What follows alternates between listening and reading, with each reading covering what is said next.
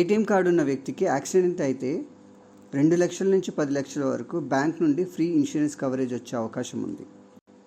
ఒకవేళ ఫ్లైట్లో వెళ్ళేటప్పుడు ఏమైనా అయితే 4 లక్షల నుంచి 20 లక్షల వరకు ఫ్రీ ఇన్సూరెన్స్ కవరేజ్ వస్తుంది. 4 లక్షల నుంచి 20 లక్షలు.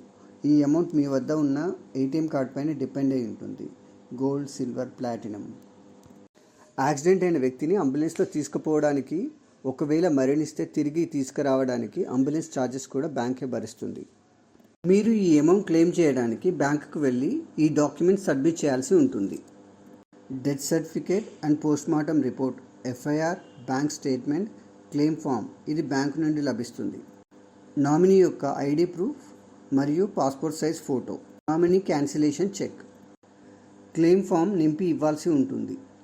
బ్యాంక్ వారు మన నుండి డాక్యుమెంట్స్ తీసుకొని ఇన్సూరెన్స్ కంపెనీకి ఫార్వర్డ్ చేస్తారు.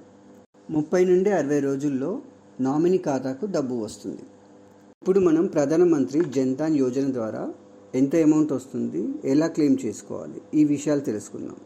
ప్రధానమంత్రి జన్ ధన్ యోజన ద్వారా 2 లక్షల వరకు యాక్సిడెంటల్ ఇన్సూరెన్స్ వస్తుంది. 30,000 వరకు లైఫ్ ఇన్సూరెన్స్ వస్తుంది.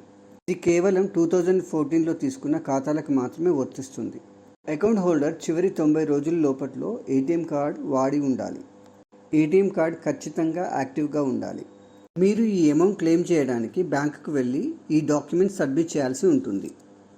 Death certificate and postmortem report, FIR, bank statement, claim form ఇది బ్యాంకు నుండి లభిస్తుంది.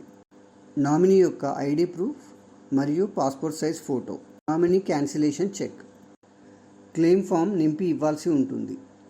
బ్యాంక్ వారు మన నుండి డాక్యుమెంట్స్ తీసుకొని ఇన్సూరెన్స్ కంపెనీకి ఫార్వర్డ్ చేస్తారు.